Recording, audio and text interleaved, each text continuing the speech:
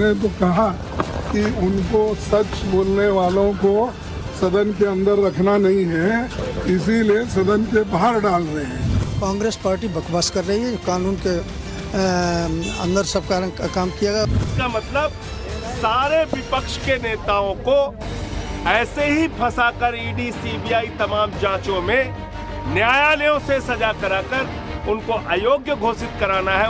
उनकी जो डिस्क्वालिफिकेशन है वो सुप्रीम कोर्ट के ऑर्डर के अनुसार है, तो इसलिए ये अदालत में विश्वास नहीं करेंगे, इलेक्शन कमीशन पर विश्वास नहीं करेंगे, देश की एजेंसियों पर विश्वास नहीं करेंगे। प्रजातंत्र का हनन कर संविधान को खत्म करने का जो काम चल रहा है वो दुर्भाग्यपूर्ण है। जिन्होंने भ्रष्टाचारियों को पकड़ने की बात कही उनको सजा हो गई, लेकिन जो भ्रष्टाचारी हैं वो आज तक उनको न सजा हुई ना ही उनके घोटाले की जांच हुई। देश में राजनीति के स्तर को सबसे ज्यादा शब्दों में राहुल गांधी ने किया और कोर्ट के निर्णय से सिद्ध भी हुआ है। नमस्कार, स्वागत है आपका टाइम्स नाउ भारत पर। देश के सबसे पसंदीदा डिबेट शो राष्ट्रवाद देखना आप शुरू कर चुके हैं। मैं हूं आपके साथ अनंत त्यागी। राष्ट्रवाद यानी देश से बढ़कर कुछ नहीं। कांग्रेस नेता राहुल गांधी की संसद की सदस्यता खत्म हो चुकी है और कांग्रेस इसी पर भड़की है। आरोप ये लगा रही है कि राहुल को संसद में बोलने से रोकने के लिए बीजेपी ने साजिश की। कांग्रेस इस मसले पर शाम 6 बजे एक इमरजेंसी बैठक करने वाली, लेकिन सवाल ये उठ रहे हैं कि क्या राहुल के पास अब विकल्प कोई बचा विकल्प है तो क्या है? उनकी पार्टी कांग्रेस के पास क्या विकल्प बचे? 2024 के चुनाव में नरेंद्र मोदी के मुकाबले कांग्रेस से सोनिया या फिर प्रियंका गांधी मैदान में होने वाली? ये तमाम सवाल ऐसे जिनका कि आज जिक्र किया जाए। लेकिन राहुल गांधी की सदस्यता जाने पर कांग्रेस बीजेपी पर हमलावर है। कांग्रेस अध्यक्ष मल्लिकार्जुन खड़गे आरोप लगा रहे हैं कि बीजेपी ने राहुल गांधी को डिस्क्वालीफाई कराने के लिए सभी तरीके आजमाए, तो दूसरी तरफ बीजेपी ये कह रही है कि देश में कानून का राज है और राहुल अपने कर्मों की सजा भुगत है। सुनिए। ने तो कहा कि उनको सच बोलने वालों को सदन के अंदर रखना नहीं है, इसीलिए सदन के बाहर डाल रहे हैं। लेकिन सदन के बाहर भी हम बोलेंगे, सदन के अंदर भी बोलेंगे, और कहीं भी अगर ये जो पब्लिक मीटिंग होते हैं उसमें भी हम बोलते रहेंगे। जो डिस्क्वालिफिकेशन है वो सुप्रीम कोर्ट के ऑर्डर के अनुसार है, तो इसलिए ये अदालत में विश्वास नहीं करेंगे, इलेक्शन कमीशन पर विश्वास नहीं करेंगे, देश की एजेंसियों पर विश्वास नहीं करेंगे। तो ये आप रिएक्शंस देख रहे हैं और इस वक्त आपको बीजेपी मुख्यालय की सीधी तस्वीरें दिखा रहे हैं, जहां पर अब से कुछ ही देर में एक प्रेस कॉन्फ्रेंस शुरू होने वाली है। केंद्रीय मंत्री अनुराग ठाकुर, धर्मेंद्र प्रधान आपको दिखाई पड़ रहे हैं स्क्रीन के ऊपर, और अब से कुछ ही देर में ये प्रेस कॉन्फ्रेंस होने वाली है। सूरत की एक मान्यवर अदालत ने भारत की कानून व्यवस्था को बरकरार किया, भारत की न्यायपालिका की नींव को मजबूत किया। कल प्रमाणित किया भारत की कानून व्यवस्था भारत की प्रजातांत्रिक पद्धति में कोई ऊपर नहीं है। कल कांग्रेस पार्टी के एमपी श्री राहुल गांधी जी की ऊपर एक डिफेमेशन केस के अंदर, डिफेमेशन केस इसीलिए हुआ था, एक सार्वजनिक सभा में देश की आदरणीय प्रधानमंत्री जी को जातिवाचक शब्द लेके गाली देना, अपशब्द कहना, अशोचनीय व्यवहार करना, इसी आरोप पे जब कोई पिछड़े वर्ग की भाई की मन में इसके कारण प्रतिक्रिया हुई, उन्होंने अपने अधिकार को जाहिर करते हुए न्यायपालिका की दरवाजा खटखटाया, भारत की आईपीसी के तहत संरक्षण मांगा कि भारत आजाद हो चुका है, सामंतवादियों के हाथ में नहीं है, प्रजातंत्र है, इसमें किसी को भी गाली गुलज करने का अधिकार नहीं है, जातिवाचक शब्द लेके अपशब्द व्यवहार करने का अधिकार नहीं है। कोई भी हो, वो केस शायद 2018 से अभी तक चल ही रहा था। पक्ष विपक्ष अपने विषय रख रहे थे, ना उसमें सरकार या ना भारतीय जनता पार्टी की कोई संश्लिष्ट था, इन्वॉल्वमेंट था। न्यायपालिका ने बीते कल समाज में तनाव विभेद के आरोप में कांग्रेस पार्टी की सांसद को 2 साल की सजा सुनाई।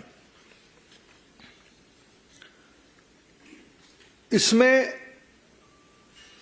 ओबीसी समाज, जो आज चट्टान की तरह प्रधानमंत्री नरेंद्र मोदी जी के नेतृत्व के साथ देश की एससी एसटी वंचित वर्ग जो प्रधानमंत्री नरेंद्र मोदी जी के साथ खड़े हुए हैं, जो स्टेटमेंट के माध्यम से केवल एक बार नहीं अनेक बार उनकी माताजी ने मौत की सौदागर कहा था, जहर की खेती उन्हीं लोगों की मुंह से आई थी, विभिन्न समय में अपशब्द व्यवहार करके एक समाज को, भारत की एक महत्वपूर्ण, भले ही सामाजिक दृष्टि से उनकी मर्यादा आजादी की 75 साल में उतना ना बन पाए, लेकिन प्रजातंत्र में ही अधिकार दिया था, बहुमत ही महत्व रखता है।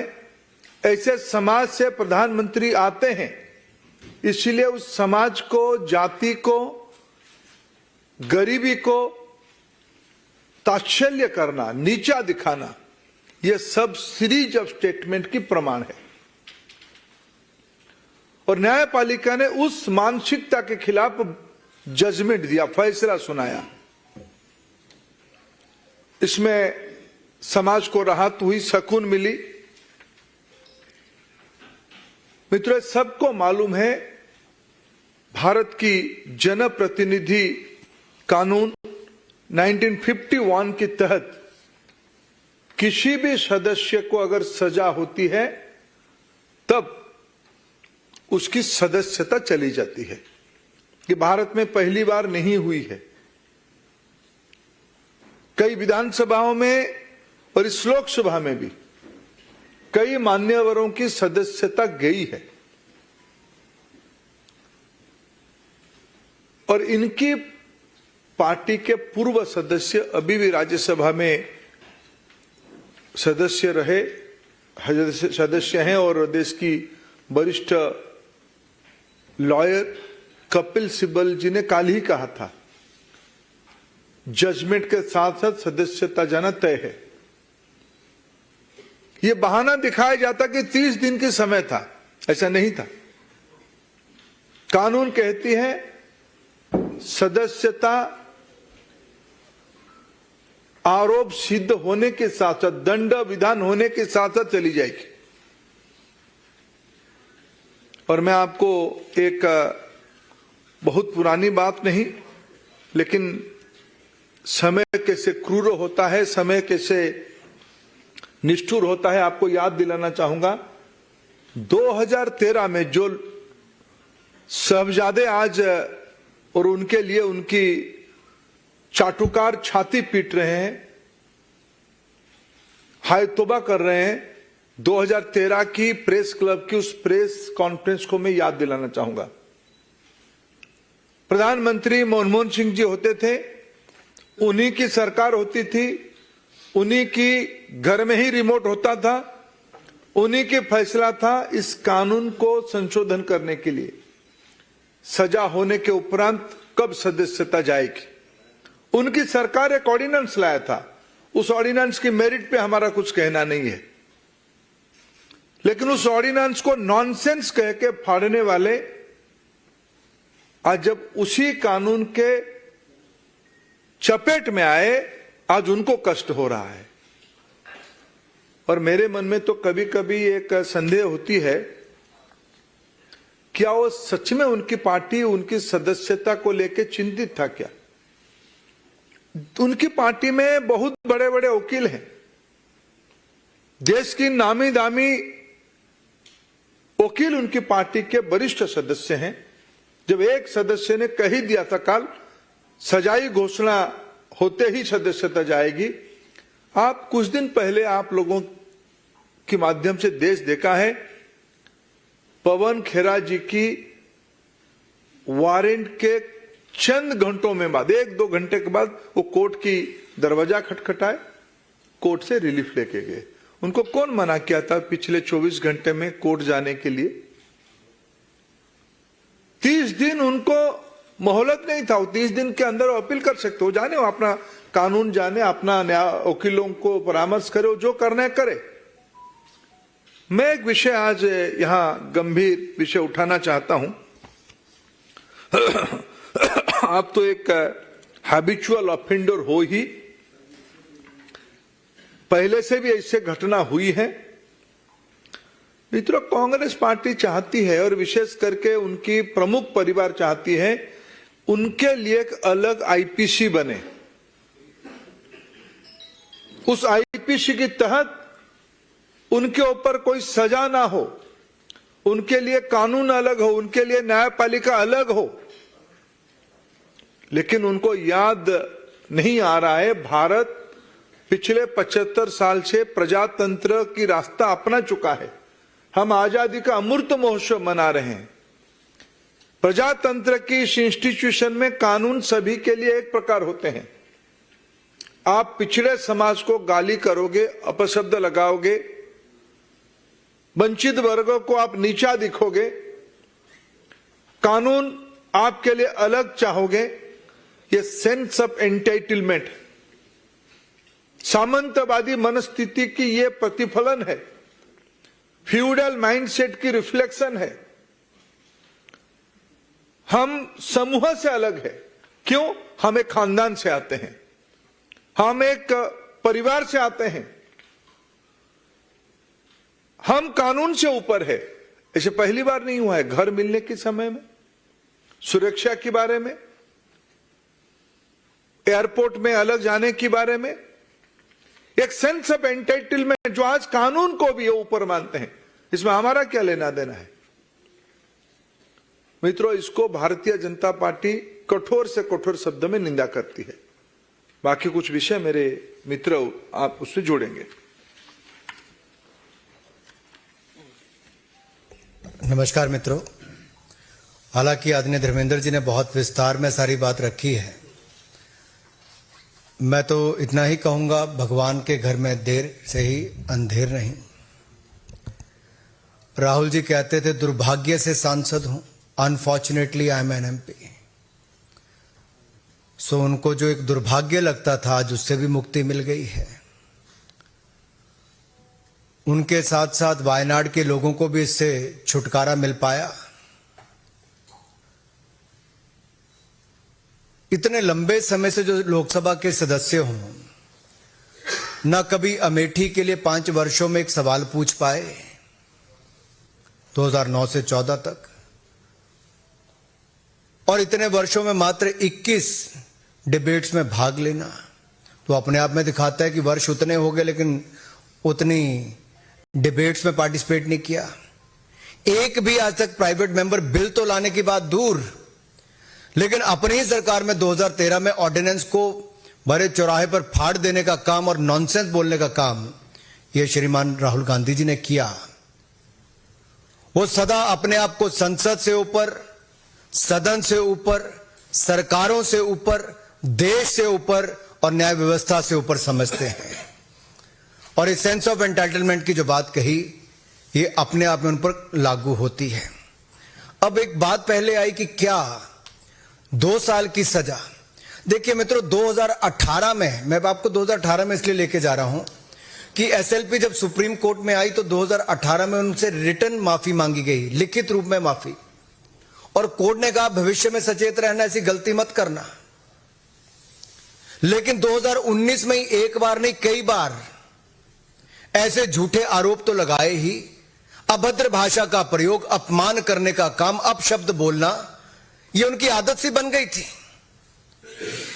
सभी चोर मोदी हैं ये बोल दो, किसी को किसी की हत्या के साथ जोड़ दो, कुछ भी कह दो, आपको तो कोई देश में कोई कुछ कर ही नहीं सकता, ये उनको लगता था, क्योंकि वो सब चीजों से अपने आप को ऊपर समझते थे।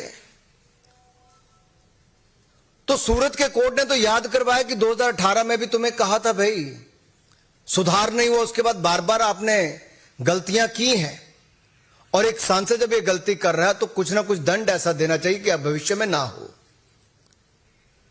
जहां तक सदस्यता जाने की बात है, ये लिली थॉमस केस में बहुत स्पष्ट है जी, सुप्रीम कोर्ट की जजमेंट के बाद, कि 2 साल का दंड हुआ और दोष सिद्धि के बाद अगर उसके ऊपर रोक नहीं लगी तो आप सस्पेंड माने ही जाते हो। इसकी तो पुष्टि करने का काम ही केवल लोकसभा में होना था। And the Lok Sabha Speaker has only confirmed the legal position.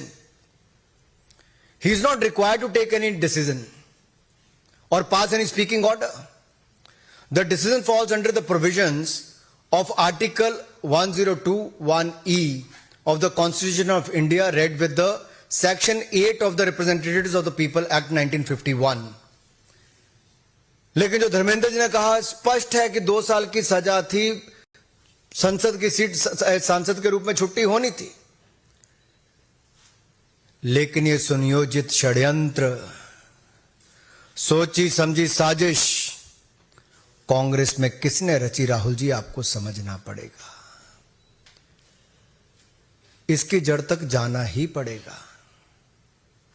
कौन है जो छुटकारा पाना चाहते थे? कौन है जो बैटरी ऑफ लॉयर्स कांग्रेस में? तो देखिए जी, राज्यसभा के सांसद और लोकसभा के इतने हैं जो बड़े नामी ग्रामी लॉयर्स हैं जी।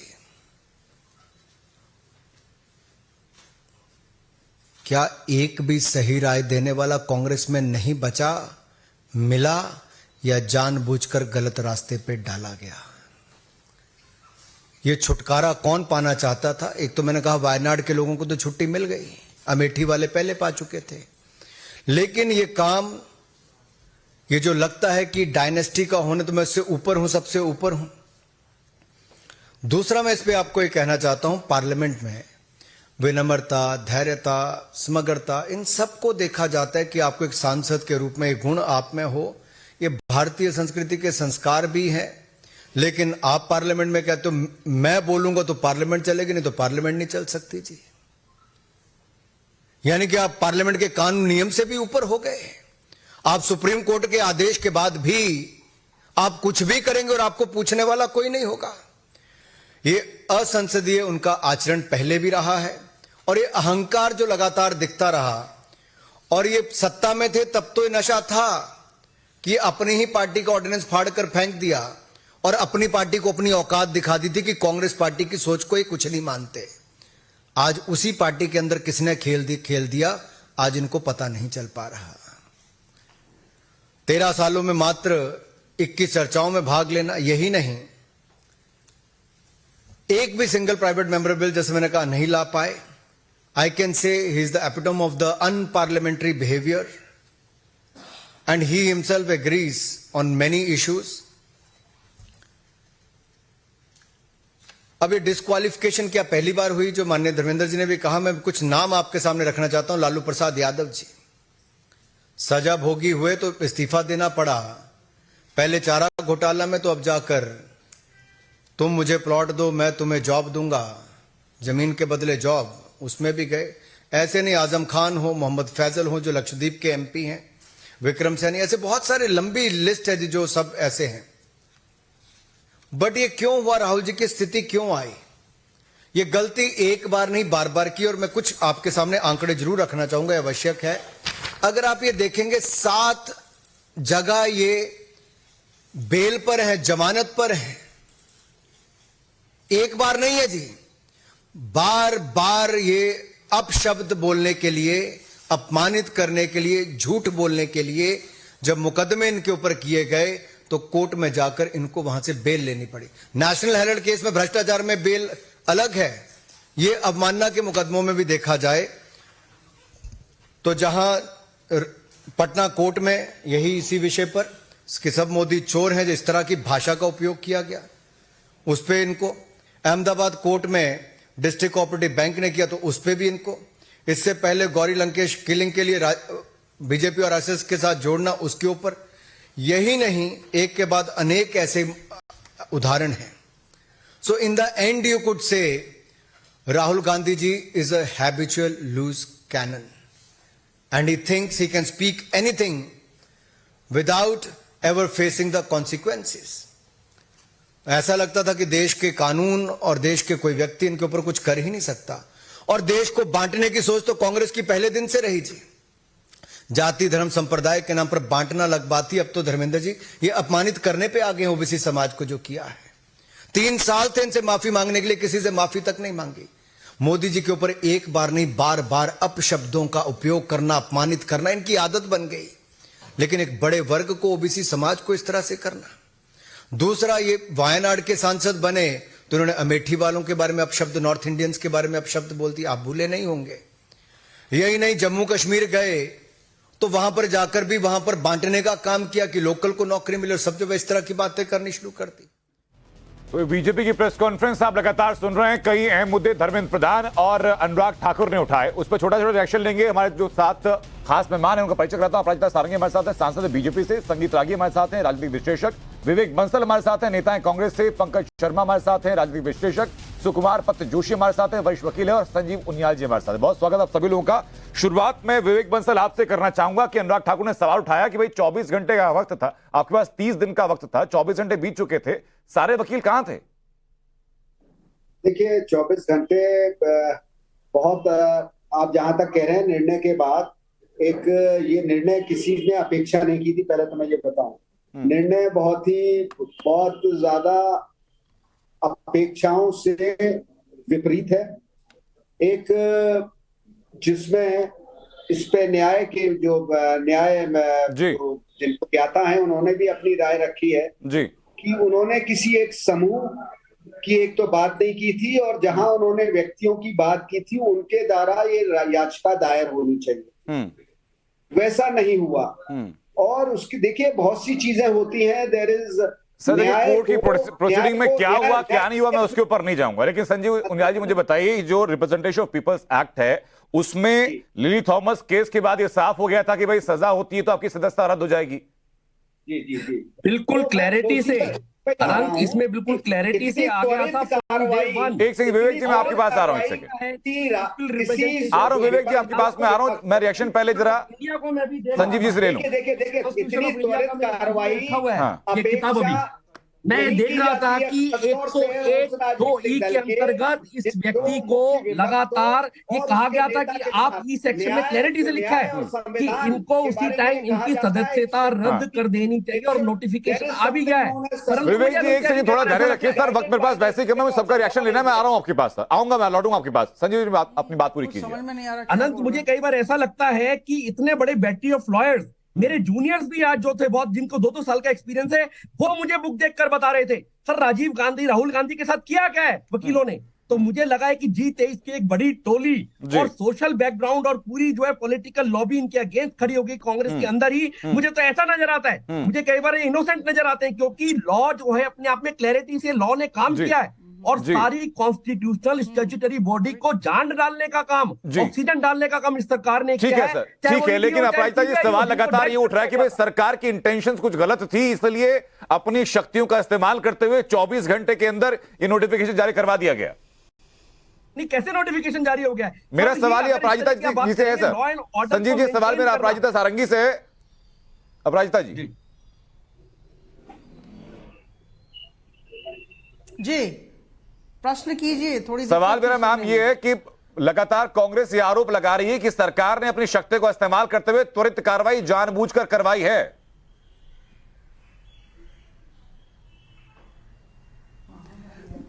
आप सबको मेरा नमस्कार।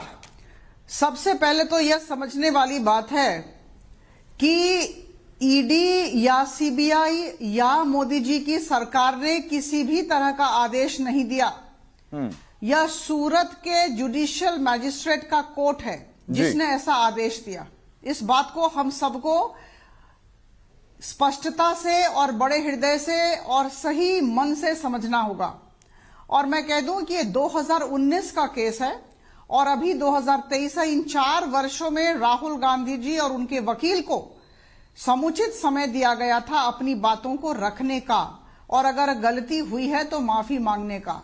और निश्चित तौर पर मैं कहूंगी कि राहुल गांधी जी और उनके वकील ने कोर्ट में अपनी बातें रखी, और इसे हम अंग्रेजी में कहते हैं कंसिडर्ड डिसीजन। ये कोर्ट का कंसिडर्ड डिसीजन था जी। और कोर्ट ने अपनी राय दी, अपना फैसला सुनाया। ठीक है, और आपका राष्ट्रवाद में चर्चा लगातार जारी है। अपराजिता जी अपनी बात आप पूरी कीजिए, उसके बाद में चलूंगा संगीत रागी जी के पास। अपराजिता जी।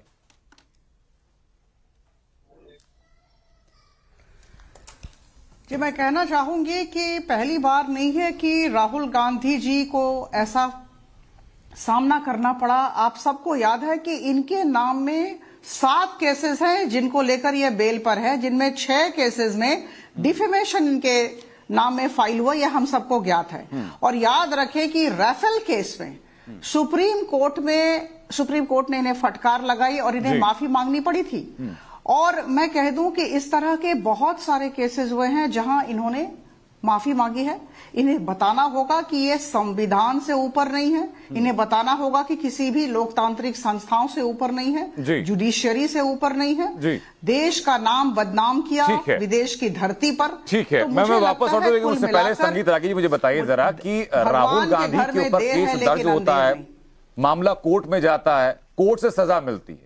कोर्ट से सजा मिलने के बाद रिप्रेजेंटेटिव पीपल्स एक्ट में साफ जिक्र है कि भाई लोकसभा सचिवालय की तरफ से सिर्फ उसको मतलब कोई अथॉरिटी नहीं, उनको खाली नोटिफाई करना है कि हाँ ऐसा हो गया, सदस्यता चली गई है। इस पर जयराम रमेश कहते हैं कि भारतीय लोकतंत्र ओम शांति। देखिए, मुझे लगता है कि कल ही जैसा कि कपिल सिब्बल जी का भी मैंने पढ़ा था इंडियन एक्सप्रेस में, और कई वकीलों का पढ़ा था कि जैसे ही जो लिली केस का लिली थॉमस का इसका जो सुप्रीम कोर्ट का, जैसे ही आप गिल्टी पाए जाते हैं उसके बाद आपकी स्वतः योग्यता चली जाती है। मैं लौटूं तो आपके पास। राहुल गांधी का सदस्यता जाने के बाद पहला बयान सामने आ चुका है। उन्होंने कहा कि मैं भारत की आवाज के लिए लड़ रहा हूं, हर कीमत चुकाने के लिए मैं पूरी तरह तैयार हूं, ये राहुल गांधी कहते हैं। राहुल गांधी को जब सूरत कोर्ट से सजा मिली उसके बाद सदस्यता चली गई। सदस्यता जाने के बाद राहुल गांधी का ये पहला रिएक्शन, ट्वीट करके वो कहते हैं कि मैं भारत के लड़ रहा हूं और हर कीमत चुकाने को तैयार हूं। संगीत रागी। राहुल गांधी, मुझे तो ऐसा लगता है कि कांग्रेस पार्टी में पहले भी भाई और बहन के बीच में नेतृत्व को लेकर के टसल चल रहा था, और मुझे ऐसा लगता है, ये मैं विश्लेषण कर रहा हूं कि मुझे लगता है कि भाई ने बहन को निपटा दिया है या कांग्रेस पार्टी ने ही निपटा दिया उनको। मैं इसलिए ऐसा कह रहा हूं कि देखिए, उनको पता है, इनके पास बैटरी ऑफ लॉयर्स हम सब अच्छी तरीके से जानते हैं।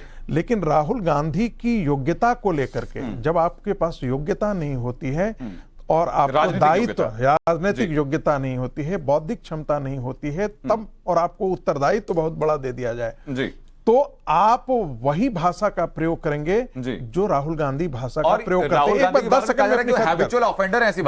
10 सेकंड में अपनी बात करूंगा। राहुल गांधी को लोगों ने कहा आप कोई सावरकर तो हो नहीं, माफी मैं नहीं मांगूंगा। किसी ने कह दिया, उनके एक प्रवक्ता ने कहा वो तो शेर है, किसी ने कह दिया वो तो टाइगर है। अब जब आप अपने नेता को इस स्तर पर खींच करके ले जाएंगे तो मुझे वो गाइड का वो अभिनय याद है कि देवानंद जो है वो कोर्ट से जेल काट करके आया था और लोगों ने कहा कि ये तो संत है, संत है, संत है, और कहा कि भाई संत जब उपवास करता है तो बारिश होने लगती है, और उसको उपवास पर भेज दिया, 10वें दिन उनकी मृत्यु हो गई। राहुल गांधी को इस तरीके से खड़ा कर दिया कि वो तो निडर है, शेर है, ये है। वो माफी नहीं मांगेंगे, मांग सकते, स्टेज इतना बड़ा कर दिया गया। इसका रिएक्शन मैं पंकज जी से लूंगा सर, लेकिन उससे पहले जी चाहते तो माफी मांग करके ये मामला वहीं रफा दे जा रहा है, लेकिन उन्होंने इस प्रकार का अपने डिस्प्रपोर्शनेट इमेज खड़ा कर लिया था कि उनके लिए यह संभव नहीं था। एक लीगल पॉइंट सर मैं सुकुमार जी समझना चाहूंगा। सुकुमार जी बताइए जरा कि कांग्रेस लगातार कह रही है कि भाई ये 30 दिन की मोहलत दी गई थी, तो फिर 24 घंटे के अंदर एक्शन क्यों गया? मैं आपको थोड़ा सा इसका नैरेटिव्स बता देता हूं। इन्होंने 2019 में एक एलिज्ड डिफेमेटरी स्टेटमेंट किया जिसका कंप्लेंट 499/500 में फाइल हुआ, और अभी कोर्ट ने उनका जो भी एविडेंस होगा, एविडेंस का हमारा एक्सेस नहीं है, देख के उनको 2 साल का सजा दिया। हमारा जो लॉ कहता है, सुप्रीम कोर्ट का जजमेंट लॉ है lily Thomas versus union of India, उसमें विथ इमीडिएट इफेक्ट अगर कोई भी किसी क्राइम के लिए मिनिमम 2 साल का सजा का कन्विक्शन हो जाता है तो इमीडिएट इफेक्ट से उसका मेंबरशिप चला जाता है, डिस्क्वालिफिकेशन हो जाता है। तो इसमें कोई टाइम देने का नहीं देने का किसी का कोई अधिकार नहीं है जी। और इनफैक्ट इसी संदर्भ में मैं आपको बताऊंगा कि ये जो केस था, एक केस में एक प्रोविजन था इस सेक्शन 8 सबसेक्शन 4 जो कि 3 महीने का मोहलत देता था टू अपील, उसको खारिज किया था इस जजमेंट में सुप्रीम कोर्ट ने। तो इसीलिए ये क्लियर है कि सुप्रीम कोर्ट बड़ा क्लियरली कहता है वो इमीडिएट इफेक्ट है जी। लेकिन सर इसी के खिलाफ में मनमोहन सरकार जो अध्यादेश लेकर के आई थी, जिस अध्यादेश को बीच चौराहे पर नॉनसेंस कहते हुए राहुल गांधी ने फाड़ दिया था, पंकज शर्मा जी क्या गलती का एहसास हो रहा होगा क्या? देखिए ऐसा है, तकनीकी तौर पर जो हुआ है वो सब ठीक हुआ है। अदालत ने कहा, स्पीकर साहब ने अपनी भूमिका कर्तव्य निभाया, लेकिन मैं आपको एक बात बताना चाहता हूं कि आपके पास जी पंकज, परत के नीचे जो परतें होती हैं ना, उनको भी देश के लोग अच्छी तरह से समझते हैं। इसलिए ये जो कुछ भी हुआ है, जिस तरह भी हुआ है, तकनीकी तौर पर इसको उचित ठहरा लीजिए, लेकिन जब व्यावहारिक तौर पर जमीन पर नतीजे आएंगे तो आप देखेंगे कि इससे भारतीय जनता पार्टी को नुकसान होगा और कांग्रेस को फायदा होगा, और राहुल गांधी को तो बहुत ज्यादा फायदा होगा राजनीतिक इससे। तो ये सर राजनीतिक फायदा क्या होना है कि अगर सर फायदा होगा तो फिर क्यों उसको लोकतंत्र ओम शांति के बयान दिए जा रहे हैं? क्यों महाराष्ट्र से लेकर के कर्नाटक से लेकर के दिल्ली तक लोग प्रदर्शन कर रहे हैं? अगर फायदा होगा तो आप खुशियां मनाइए, ये प्रदर्शन किस लिए? क्योंकि जिस तरह ये किया गया है उसके पीछे जो मंशा है वो सबके सामने है और उसका लोग विरोध कर रहे हैं। विरोध होना चाहिए जिस तरह से ये किया गया है। आप तकनीकी और कानूनी चीजों की आड़ में जब राजनीतिक लड़ाई इस तरह से लड़ते हैं तो उसका विरोध क्यों नहीं होगा? जरूर होगा। आपको याद है सर ये जो ममता बनर्जी के पंकज ये दोहरी बातें हैं सर। और संजीव उनियाल जी बताइए जरा मुझे कि एक तरफ पंकज जी कहते हैं कि भाई ये तकनीकी रूप से बिल्कुल सही है लेकिन मंशा गलत है। अगर कानून के मुताबिक ये सही है तो किसी की मंशा गलत होना सही होना कहां ठहरता है संजीव जी? छाछ तो छाछ छल्ली बोले जिसमें 7200 छेद, मुखर अस्ति इति वक्तव्यम। आप देखिए दो बातें मैंने आपको कही, पहले आपको कानूनी बात कही, अब मैं पौराणिक बात कर रहा हूं, प्रेजेंट की बात कर रहा हूं।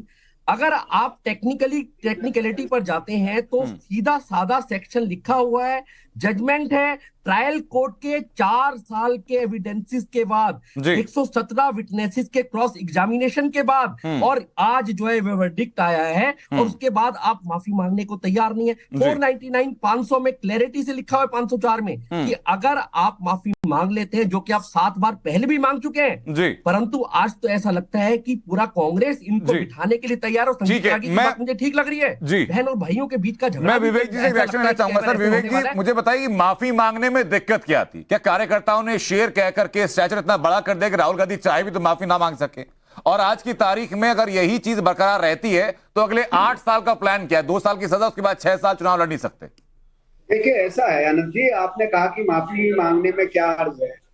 क्या नीरव मोदी के संदर्भ में जो चीजें आई हैं, तथ्य निकल कर आए हैं, वो क्या गलत निकल कर आए? ये आदमी के कन्विक्शन की और विश्वास की बात होती है। और उस पर खड़े होने की बात होती है। सवाल ये नहीं था, सवाल ये था कि सारे मोदी चोर हैं। कुछ सांसदों की जो सदस्यता रद्द हुई उसके भी उल्लेख हुआ। माननीय अनुराग ठाकुर जी ने अपनी प्रेस कॉन्फ्रेंस में संबोधित करते हुए कहा उनके खिलाफ आपराधिक मुकदमे थे, आपराधिक पृष्ठभूमि थी। विवेक जी मेरा कहना यह है सर कि आपने किसी का नाम लेकर कहा हो, राहुल गांधी का 13 अप्रैल 2019 का जो बयान था, उन्होंने कहा था कि सारे चोर का सरनेम मोदी क्यों होता है? अगर हम तो वो एक कम्युनिटी को लेकर के निशाना था। जो केस फाइल हुआ वो किसी व्यक्ति विशेष के लिए नहीं हुआ, बल्कि कम्युनिटी को आपने बदनाम करने की कोशिश की, उसको डिफेम किया, इसके ऊपर केस फाइल हुआ। रचयिता बाबा साहब ने की थी ना, जो भी उसके शिल्पकार थे उस संविधान के, उन्होंने ये कल्पना की होगी कि इस कारण इस कारण जो है एक मुख्य विपक्ष के नेता की जो नेता है, उसका लीडर है, उसकी सदस्यता रद्द की जाए। ये एक बहुत गलत उदाहरण सर। राहुल गांधी को सिर्फ कांग्रेस वाले लीडर मानकर चलते हैं, बाकी किसी से आप पूछ ले कोई उनको नेता मानने को तैयार है नहीं। पहली बात तो ये हमें क्लियर करनी चाहिए। अपने जहन में इस बात को मैं साफ तरीके से स्वीकार करना चाहिए। देखने को मिल रही है, लोकतंत्र का हनन हो रहा है। ठीक है संगीत रागी जी, लोकतंत्र का हनन मुझे बताइए कैसे हो रहा है? जनता को तो कम से कम समझा दीजिए कि भाई अगर ये कार्रवाई हुई तो कैसे लोकतंत्र का हनन हो गया। देखिए मेरी समझ से तो लोकतंत्र का कहीं से भी हनन नहीं हुआ है। हाँ। यदि भारतीय जनता पार्टी उनको इससे वंचित करती, उनकी सदस्यता से वंचित करती, तब मुझे ऐसा लगता कि हाँ भारतीय जनता, लेकिन किसी पार्टी के पास संवैधानिक अधिकार ऐसा नहीं है। लेकिन पार्टी का नहीं है। हाँ। एक व्यक्ति जो है एक समाज से आता है और आप एक पूरे समाज को गाली दे रहे हैं, तो वैसी स्थिति में समाज का एक व्यक्ति कोर्ट जाता है जी। कोर्ट में आप 3-3 बार आप अपनी सफाई देते हैं जी। और कोर्ट आपसे पूछता है अंतिम बार कि भाई आप माफी मांगेंगे जी। अपने कहे हुए पर पश्चाताप करेंगे। हाँ। आप लेकिन वो कहते हैं कि मैं झुकूंगा नहीं, मैं देश के लिए काम कर रहा हूं। मैंने पहली प्रतिक्रिया में राहुल गांधी ने यही कहा। क्यों ऐसा कर रहे हैं? मैंने आपको शुरू में कहा क्यों ऐसा राहुल गांधी का जिद है जी, अक्खड़पन जिसको आप कर रहे हैं कि इनके पार्टी के नेता ने भी कहा था कि आप हैबिचुअल ऑफेंडर हैं। चर्चा मेरे पास वक्त इतना ही था। अक्खड़पन नहीं है। बहुत बहुत शुक्रिया आप सभी लोग का चर्चा में